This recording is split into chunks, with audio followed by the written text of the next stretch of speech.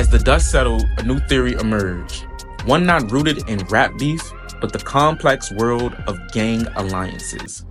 But how did this result in Dolph's death? Keep watching to the end to find out if Dolph's gang ties resulted in his own demise. Before Dolph's death, he forged ties with two prominent Memphis gangs, Double R and the Trula Mafia. These alliances brought Dolph deeper into the street politics. Once united under the same gang, Double R and Trula Mafia were once a family.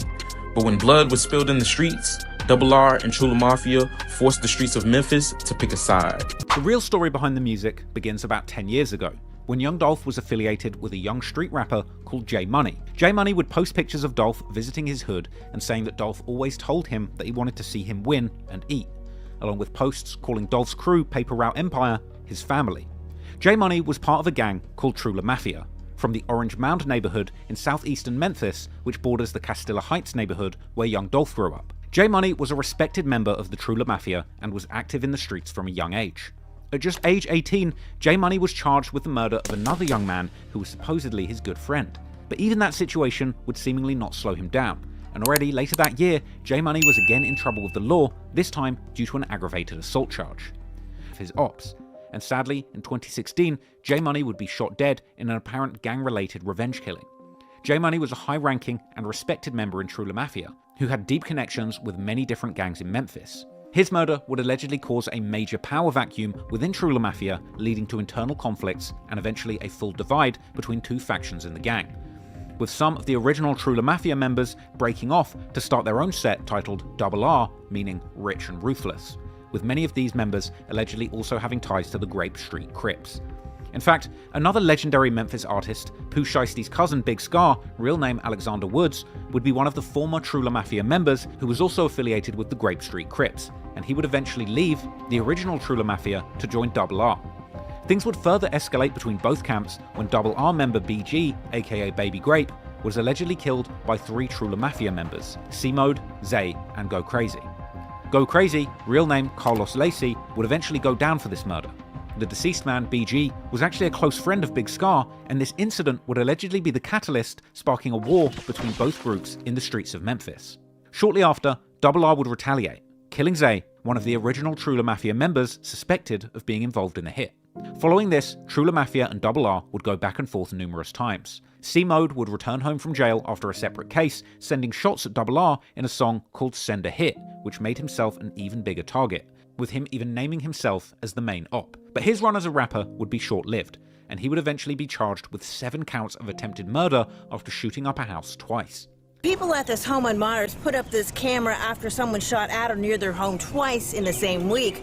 Other people who live in this neighborhood say they feel like hostages in their own home because of the random gunfire. Meanwhile, D Money, the brother of J Money, would also be shot dead in May 2020, causing yet more friction between these warring groups. After D Money's murder, rumours would spread that he was allegedly killed by the artist named Big Unk, formerly known as Uncle Danny. Big Unk is allegedly affiliated with the Double R crew as well as Yo Gotti's CMG crew. He was a prominent street rapper from Memphis, known for showing off serious weapons in his music video. For example, seen here surrounded by goons and a whole lot of heavy weapons for the terrifying music video for a track called Play Dead, as well as a collaboration with Big Scar called Go Monkey, where him and his goons show off an arsenal of weapons looking like something straight out of Call of Duty. After D Money's death and the rumours that he was involved, Big Unk, real name Daniel Banks, would simply post 3 laughing emojis on his Facebook, as well as reposting a cryptic message about some things being better left unsaid, along with a shushing emoji. Just a few days after dissing 23, D Money would post a text message on Facebook that he had apparently received, where someone seemingly threatens to kill D Money in his car, swearing to do it on Grape. Now, this is where young Dolph enters the picture. Young Dolph would actually sign Double R members Big Unk to his Paper Route Empire label despite his former connection to Yo Gotti's CMG. And in signing Big Unk, young Dolph had inadvertently picked sides in this separate beef that had brewed between Trula Mafia and Double R. And this would cause Trula Mafia to side with Yo Gotti's CMG group and Big Unk's Double R crew to side with the Paper Route Empire of young Dolph. Now, some fans would criticize young Dolph at this time, since he had been so close to J Money back in the day, with many being confused as to why he had chosen to sign the man who had allegedly murdered his brother. But regardless of the reasons, apparently when young Dolph chose to sign Big Unc, he effectively made himself a prime target for True La Mafia, with Big Unc's street ties essentially bringing a younger generation of Memphis gang members to the forefront of this industry feud that had been going on between young Dolph and PRE and Yo Gotti and his CMG label. At this time, Dolph would make another crucial decision that stood out to most, signing the alleged killer of his close associates.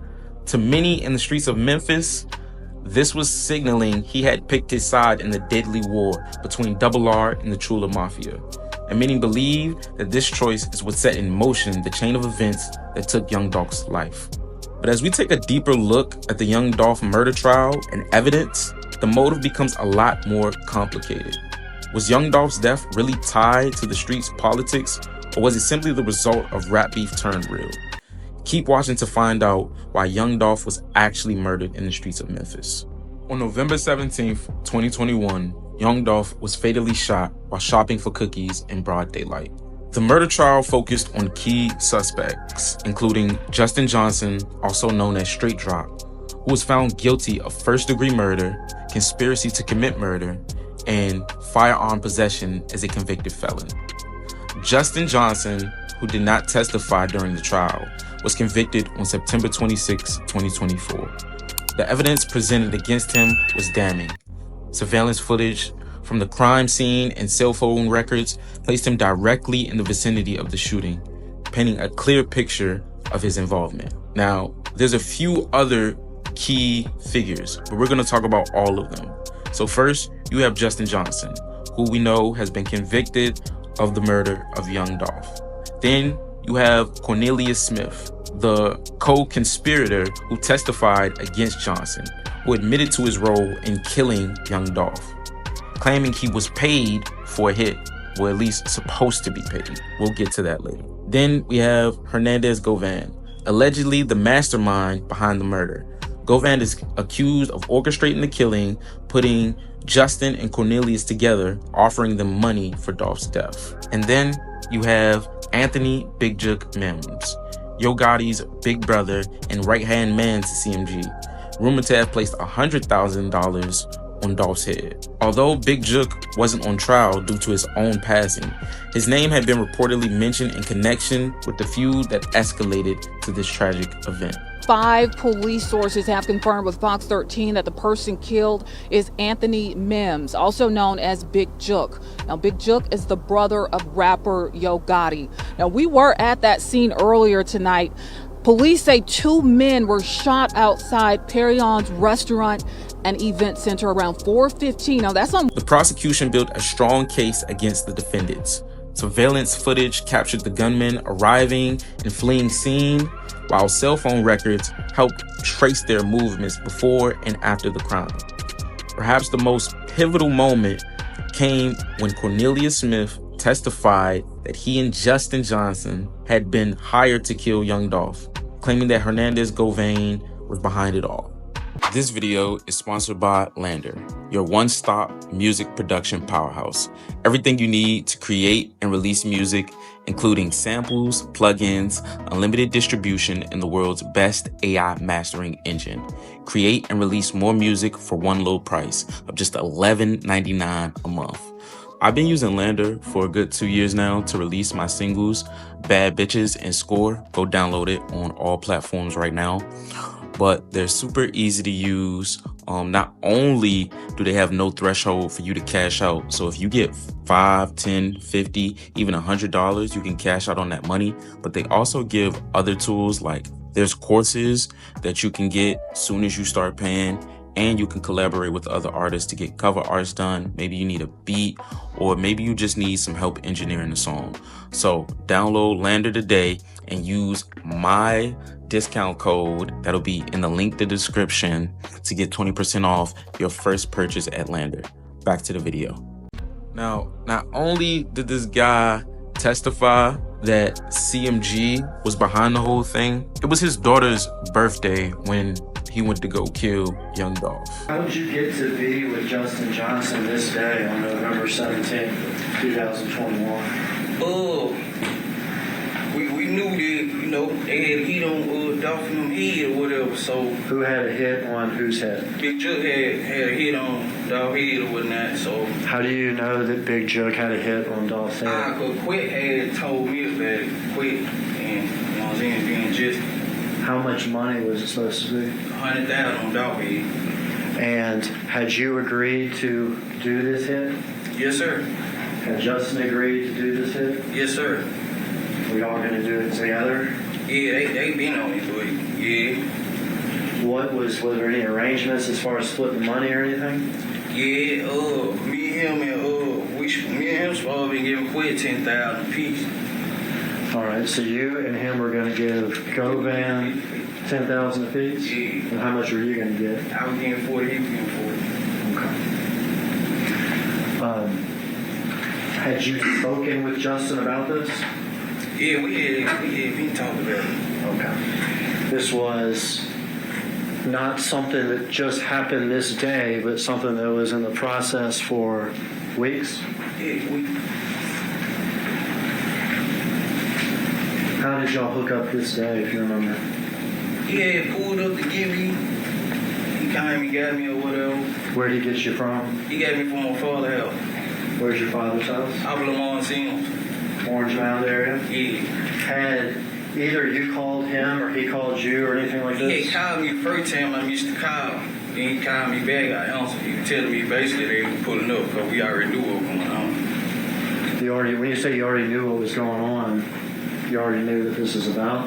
Yeah, because we knew they was doing a turkey drive, so we was actually on our way to Westwood. Had you and Justin talked about this particular day before? Like, not the specific day. Like, we just knew that it was turkey drive going every day that week. Okay.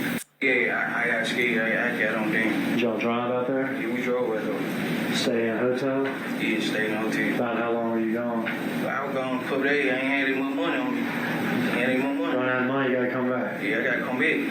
And you come back, do you pick up that money from the old woman? Yeah, I picked up the money from her, and I saw how much it was. I'm like, yeah, you know what I'm saying? Like, $500. You could spend on pills in one day. Yeah, it's over with. Yeah, I can bet it. What'd you do with the letter? I flushed down the toilet at the hotel room. All right, is that the only time you got any money from Justin? Nah, a couple days later, I was in the city or whatever, and he was saying that he was gonna have his folks to pull up on me, bring me some money or whatever, hold me down. So I'm thinking he been pulled up about 20,000-30,000 leave, you know what I'm saying? But I had my girl to get out the car, and she met the person that was driving on the street or whatever. I had her to have her face mask on, and she said they had their face masks on, so we don't know who it was, but they got her $300. $300. Yeah. Okay. So this is from Justin's folks. Yeah, this was just folks. All right, so now we've been paid about $800. Yeah. Is that right? Yeah. Is there any other payment coming? All the payments stopped, man. All the payments stopped. Everything stopped. And a lot of people just kept trying to connect it to the Trula Mafia and Double R passing. But at the same time, Cornelius Smith, he had to take a plea bargain, meaning he had to tell them everything that he did, who he talked to, and who was involved. He never once mentions Trula Mafia. And if you look at the video, these guys didn't know what they were doing. If Big Jug and Govan had hired real hitters from the Trula Mafia to go out and take out Dolph, how come they went with these guys who don't know how to shoot the guns, who are random guys, somebody who they took advantage of to go and take out the murder? It just doesn't make any sense why people keep connecting it to the Trula Mafia. One of the most powerful pieces of evidence came in the form of motive. While the internet did their own investigation when Dolph died, prosecutors linked the killing to the long-standing rivalry between Dolph's label, Paper Route Empire, and Yo Gotti's collective music group, CMG. The bitter feud had played out for several years through diss tracks and street confrontations, and tragically accumulated in Dolph's murder. Now, I couldn't wrap my head around why the internet kept shifting the blame, like I said, to Trula Mafia and Double R. He just never mentions anything but CMG, Big Jook, Hernandez Govain, and Justin. I believe the violence between those gangs happened around the same time, resulting to people concluding they had tied one to another, but that couldn't be further from the truth, as we see in the trial. The trial has deeply impacted young Dolph's family and fans. Dolph's sister, Clarissa Thornton, spoke after the verdict, expressing gratitude to the jury and investigators while reminding everyone to focus on who young Dolph was: a father, a businessman, a philanthropist, someone who gave back to his community. On November 17, 2021, our lives changed forever. A son, a father, a brother, a friend, a businessman, a music artist, a philanthropist, and life partner are all among just some of the titles that my brother Adolph Robert Thornton Jr. held. Titles that have now left a missing piece in the lives of so many. I want to say thank you to the jury for their service and decision in this case to bring us one step closer to justice for our family, friends, supporters, and the community that has supported us during this time. Thank you to Judge Mitchell, Shelby County District Attorney's Office, including Paul Hangerman and his team, the MPD, U.S. Marshals, Tennessee Bureau of Investigations, and other investigators and staff that assisted us with this investigation and case, ensuring that those responsible for this crime and involved with this crime have and will be brought to justice for their actions. Though justice was served, the trial is a bittersweet reminder of the tragic loss of a figure who meant so much to Memphis and the music world. As others suspect, like Cornelius Smith and Hernandez Govain, face the day in court, young Dolph's legacy will continue to live on, not just in the courtroom, but in his own music and the community that still mourns his untimely death. This is a sad chapter in hip-hop's history, a reminder of the dangers of unchecked feuds and the profound impact of violence can have on families, fans, and communities. While we await for further development in the trial of Dolph's other co-conspirators, let's take a moment to remember the man who gave us so much and didn't have enough time. The trial has exposed the tragic side of fame and street conflict, serving as a powerful lesson on how deep-rooted rivalries can destroy lives and leave long-lasting scars. I just want to say I appreciate anybody who made it to the end of this video. I worked really hard doing all the research, and yeah, man, it's just a sad story to see young Dolph go this way. He had so much more to do, and it just seemed like a bitter rivalry took him out. But I'm gonna catch you guys in the next one, man.